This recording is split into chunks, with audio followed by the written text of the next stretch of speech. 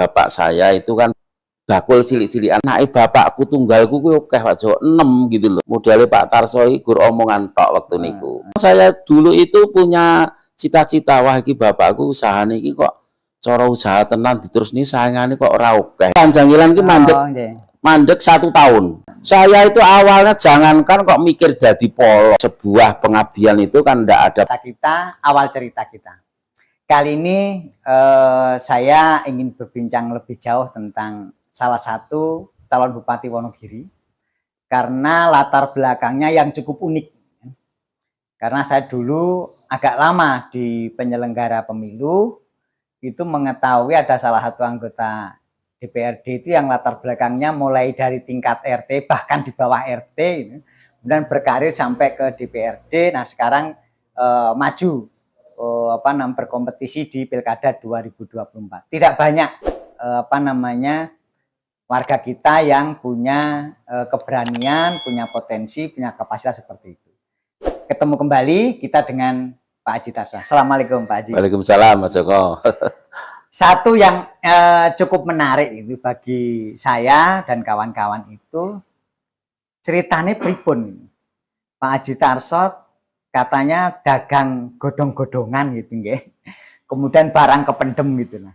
Dan sukses sekarang menjadi pengusaha sukses di sisi timur Wonogiri, bahkan di perbatasan dengan Jawa Timur, mulai dari pedagang di pasar, sekarang menjadi pengusaha bis di Wonogiri, bahkan eksportir dari Wonogiri. Bisa ceritakan Pak Haji Tarso? Nggih Pak Joko, itu nek cerita ini sebenarnya saya malu loh Pak Joko. Karena gini, terus terang saya itu dulu sebelum saya misah sendiri, memang bapak saya itu kan juga bakul cilik-cilikan Pak Joko. Bakul ada empon-pon, ada hasil bumi, tetapi yang dibidangi oleh ayah saya itu yang rempah-rempah. Gitu. Kan beda, hasil bumi kan ada bermacam-macam Pak Joko. Ya enek pari, enek jagung, enek telo itu toh. Nah, tapi ini kan empon-pon Pak Joko. Artinya apa? Artinya empon-empon itu di kalangan masyarakat sebenarnya sudah tahu, tetapi populernya kan beda dengan nek padi wis menggelora nasional gitu. Jagung juga begitu. Gaplek wis kotane Wonogiri kan begitu Pak Joko. Nah, berangkat dari itu memang saya dulu itu punya cita-cita wah iki bapakku usahane iki kok cara usaha tenan diterusne saingane kok ora akeh iki ketoke kok yo dadi nek umpama tak terus niku duwe cita-cita hanya seperti itu Pak Joko. Pada waktu itu saya masih istilahnya itu ikut orang tua. Lah setelah saya itu sudah istilahnya kawin, terus ya ingin pisah dengan orang tua, saya itu kan masih dari nol Pak Joko. Nggih masih nol, makanya aku harus cerita jane izin karena lho wong bapakku ki ya usaha tapi ora sukses Mas Joko. Ya gur kena nggih menghidupi keluarganya, apalagi anaknya bapakku tunggalku kuwi akeh Pak Joko 6 gitu loh. Nggih, jadi nek kon arep sukses waktu dulu kan belum bisa lah. Tinggal dibagi 6. Nah, entah mboten kula mboten bagian. Akhirnya napa? Kita bekerja, gitu, bekerja. Lah terus modalnya piye Pak Tarso lah Pak Joko. Modalnya Pak Tarso iki gur omongan tok waktu niku. Jadi wong jenenge ora ndi modal, ya nek modal iki nek gur 1 juta 2 juta nek usaha empon-empon karo janggilan kan ya perlu modal yang banyak toh Pak Joko. Pak Tarso itu pada waktu itu punya dagangan itu bonsek Pak Joko. Kira-kira tahun berapa itu Pak? Itu tahun 93. Nggih.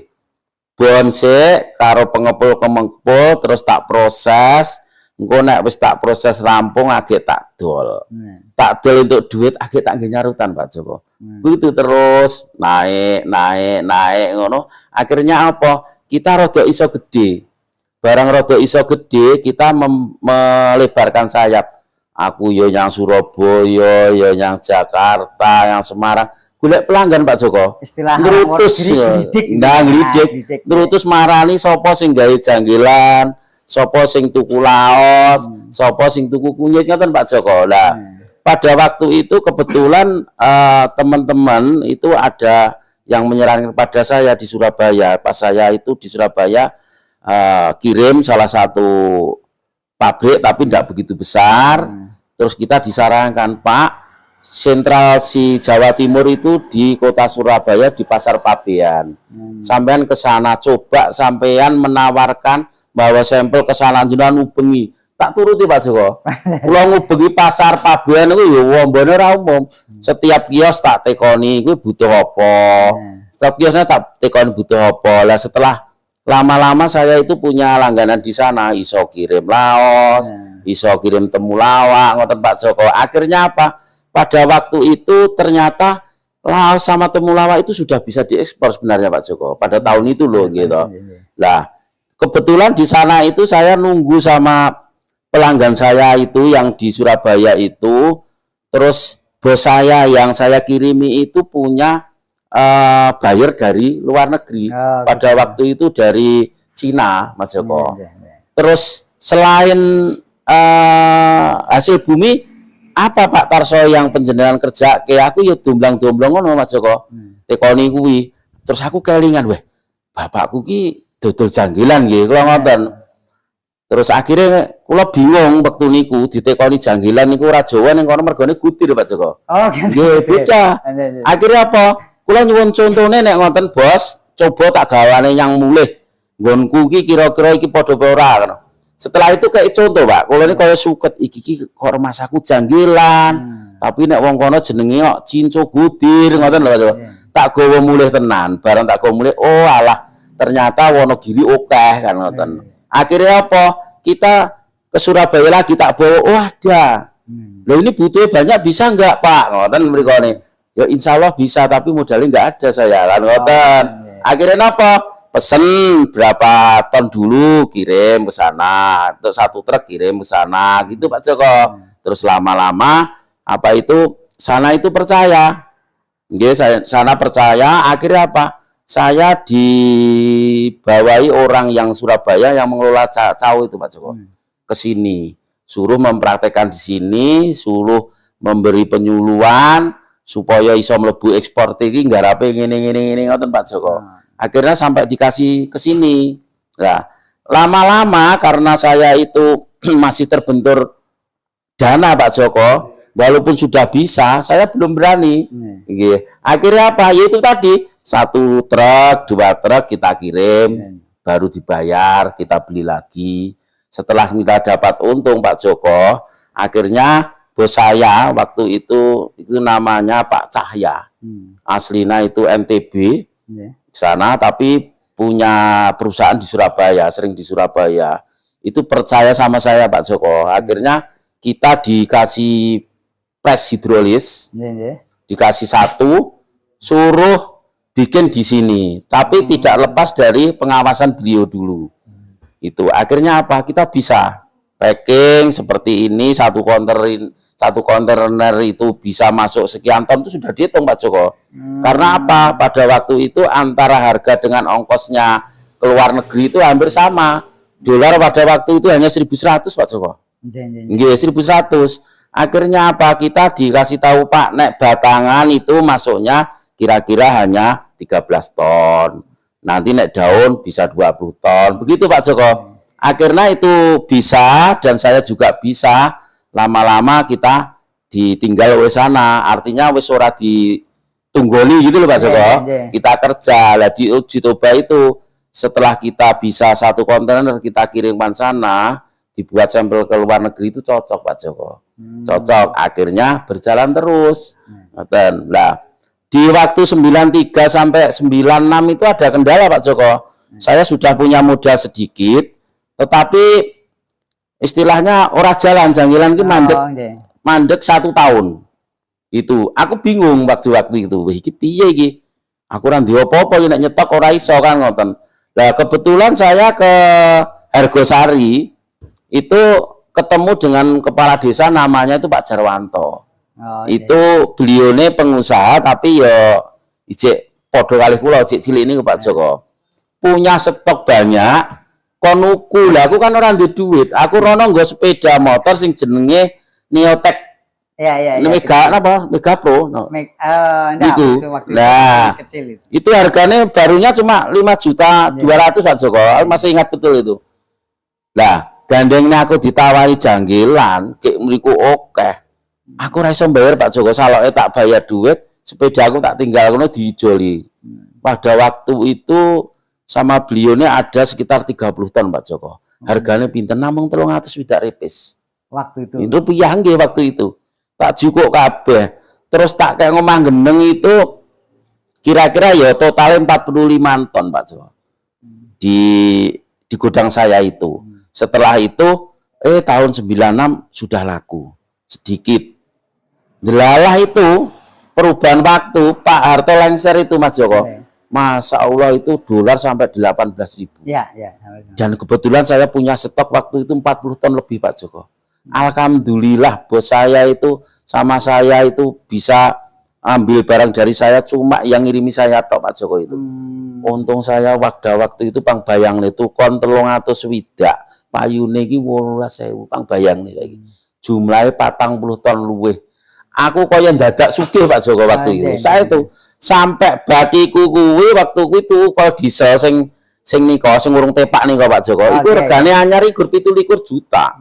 Saya setuju. Aku sampai senengku sampai tuku loro waktu niku. Nggih. Bar tuku loro gawe omah Pak Joko. Saya setuju. Kalau gawe omah, bar gawe omah tuku tanahnya tak nggih gudang sing enten gendeng nika. Nggih. Setelah itu saking senengku, adikku sing jenenge Mariji saiki dadi anggota dewan kuwi Pak Joko. Kuwi entuk jodoh, kuwi tak syukuri ning omahku pada waktu itu tahun 2000 pas Pak Joko. Tahun 2000 saya pernah mengundang Pak Anom Suroto. Makanya apa? Pada waktu itu sampai saya itu diceritakan sama orang yang enggak seneng sama saya, jarin aku ndek pesugihan Pak Joko. Sebenarnya tidak tahu itu. Dan saya itu memang dari nol bener niko. Lah setelah itu kita jalan, wong sing jenenge usaha iki beda karo pejabat lho Pak Joko. Gitu. Nek pejabat kan iso diitung gajimu piro, gitu selama pirang tahun. Tapi nek sing jenenge bisnis apa iso nebak kayak tukang 300 swidak payu 18.000 Pak Joko. Kan enggak ada kemungkinan loh. Itu khusus janggelan. Khusus janggelan itu. Itu sumbernya dari mana aja? Itu pada waktu itu saya ambilnya baru dari Ponorogo sama Pacitan Hargosari. Cuma 3 itu. Kalau Wonogiri yang paling sumber paling banyak nih. Karangtengah Hargosari. Karangtengah Hargosari itu Mas Joko. Lah, setelah saya punya gudang, habis nanggap Anom, adikku tak syukuri itu, kita itu apa itu dapat peluang lagi selain janggelan itu bawang putih Pak Joko. Bos saya itu kebetulan juga ngimpor bawang putih. Setiap saya kirim ke Surabaya, nyun sewu ngetani nggo janggelan mulane niku bawang iki badi kabeh Pak Joko. Makane alhamdulillah sampai sekarang ini dikatakan orang-orang sukses begitu loh Pak Joko. Nah, saat ini pun saya masih punya buyer yang namanya dari Cina, dari Taiwan, dari Thailand itu. Makanya apa? Nek sebenarnya untuk lokal itu ya laku Pak Joko. Saya kirim sampai Sumatera, Jakarta, sampai Kalimantan. Waktu itu usia berapa gitu. Kalau waktu itu kalau enggak salah 93 kayak saya kelahiran 70 itu berapa ya Pak Joko? 23 ya? Ya 23 betul. Nah, lulusan SMA kalau kuliah mahasiswa penyiaran lah. 23. Nah ini saksi ada Pak Wit ini betul paham ini Pak Wit ini. Wong saya itu 2099 ya Mas itu. 99 itu saya baru masuk PDI Pak Joko. Oh nggih, nganti awal apa setelah reformasi. Nah, itu. Yang jadi, menarik di sini, Mas. Nggih. Ya jadi pengusaha sukses kok yo gelem-geleme sih masuk partai. Dan kemudian jadi anggota, alhamdulillah jadi anggota DPRD ya setelah sekian lama masuk ke partai, kemudian jadi anggota DPRD dan usaha itu masih tetap berjalan. Ngelakon ini pripun jenengan? Gini Mas Joko, kan pada waktu itu saya menjadi kepala desa itu kan kenal dengan kepala-kepala desa satu kecamatan minimal itu bahkan sampai meluas satu dapel. Jadi memang pada waktu itu Bulukerto itu komplang nggak ada wakilnya Pak Joko. Nah teman-teman itu mengharapkan waktu itu nek duwe anggota dewan yang kecamatannya dewi-dewi kan mengharapkan aspirasinya bisa masuk gitu Pak Joko. Lah dilihat karena saya itu dianggap sukses dalam bisnis saya itu dari beberapa pihak, terutama dari perangkat itu istilahnya Pak Tarso, kamu harus mencalonkan anggota dewan biar seperti Pelem Purwantoro ada anggota dewannya iso bangun Pak, kan begitu. Akhirnya saya maunya di situ Pak Joko. Jadi bukan kok berarti saya itu wah aku ini kudu jabatan ini, enggak. Saya itu awalnya jangankan kok mikir jadi polo. Saya itu enggak Pak. Enggak ada arahan saya aku somben nyalon ke polo terus nyalon ke dewan, apalagi ini sampai menyalon ke bupati, enggak ada pemikiran itu Pak. Golek momongan. Nah, enggak ada. Ya karena saya paham saya ini dari teman-teman dibilang sukses, artinya kan nek sebuah pengabdian itu kan tidak ada batasnya toh Pak Joko, gitu. Dari BPD, Polo sampai anggota dewan ini akan ke jenjang yang agak tinggi lagi, bupati kan ngoten Pak Joko. Ya intinya yaitu pengabdian Pak Joko. Nek tak hitung iki nyun sewu lho iki nek cupar-cuparan, aku nyalon ke anggota dewan tak 1,5 M, gajine 26 juta, dipotong partai 6 juta, nompone 20 juta, aku ijik nggawa sopir, nggawa mobil, yang kantor itu kan PP kan ya jauh Pak Joko. Nek keteko pas tekan dalan ana wong kerja bakti. Nah, belum itu, belum sosial jagung dan sebagainya, tilik wong loro. Entek sebenarnya Pak Joko, nek dihitung nggak ada. Makanya kita harus sadar, oh berarti nek kita jadi pejabat itu hanya pengabdian Pak Joko. Terus kira-kira nanti kalau misalnya nanti menjadi bupati, apakah usaha ini juga akan terus berjalan atau bagaimana? Oh kalau ini pasti kita harus jalan Pak Joko, karena begini, saya tadi mau ngomong gaji nih bupati ini nek dihitung gitu, sebulannya misalnya sekian, setahunnya kan sekian, setelah Pak Joko. Nah ini kan untuk pengeluaran kita menjadi bupati kan lebih besar. Artinya apa lah nek keluargaku gue ngejip nih songkok kuwi yo ngono nek entuk lah nek ora Pak Joko. Kan begitu. Dan ini saya apa itu pekerjaan saya ini harus kita tekuni karena saya jadi sukses ini bukan dari anggota dewan, bukan dari kepala desa dan bahkan mungkin nanti yo tidak dari bupati Pak Joko. Tetap kita melanggengkan usaha karena ini usaha ini sudah maton, sudah baku dan kita punya jalan, punya yang kita beli, punya yang kita juali kan gitu Pak Joko. Nanti kalau memang saya itu ya sibuk aku kan anak-anak masih ada tuh Pak Joko kan gitu. Jadi kita bisa fokus di pemerintahan. Anak-anak mulai sekarang kan sudah bisa. Dah bisa dikatakan orang-orang saya yang ikut saya memegang di bisnis saya kan juga sudah pandai sekarang Pak Joko. Oke, mungkin pesan-pesan terakhir, pesan-pesan untuk generasi muda. Karena gini, cerita jenengan ini kan sangat inspiratif gitu kan. Nom-noman, orang duwe, tekati wirawiri gitu kan. Sampai ujung-ujungnya sekarang mau nyalon bupati. Kira-kira apa pesan untuk generasi muda? Ya, kalau kita boleh pesan teman-teman generasi muda jangan putus asa lah. Pak Tarso jadi sukses ini juga dulunya sulit. Makanya kalau punya niatan, hati yang ikhlas, apa yang penjenengan tekuni, mohon untuk ditekuni, untuk dirajini apa. Nanti saya rasa akan ada peningkatan. Setelah ada peningkatan, mestinya ada punya peluang pasar yang besar Pak Joko. Kalau tidak dilambari dengan hati yang ikhlas, dengan kesadaran yang baik, saya rasa memang kalau ingin begitu apa itu istilahnya bakul dia terus langsung deal itu kan nggak bisa tuh Pak Joko. Makanya ini teman-teman jangan putus harapan. Pak Tarso diimbin rekoso, penjenengan harus istilahnya kreatif, rajin untuk meningkatkan apa yang penjenengan bidangi Pak Joko. Nek klub seperti itu. Biar seperti Pak Tarso minimal kan. Terima kasih Pak Haji Tarso, jadi sangat inspiratif. Sahabat kata kita, satu kunci yang harus kita lihat adalah hasil tidak pernah mengkhianati proses. Saya kira itu inspirasi dari Pak Haji Tarso, calon Bupati Wonogiri tahun 2024. Sampai ketemu kembali di kata kita, awal cerita kita. Waalaikumsalam warahmatullahi wabarakatuh.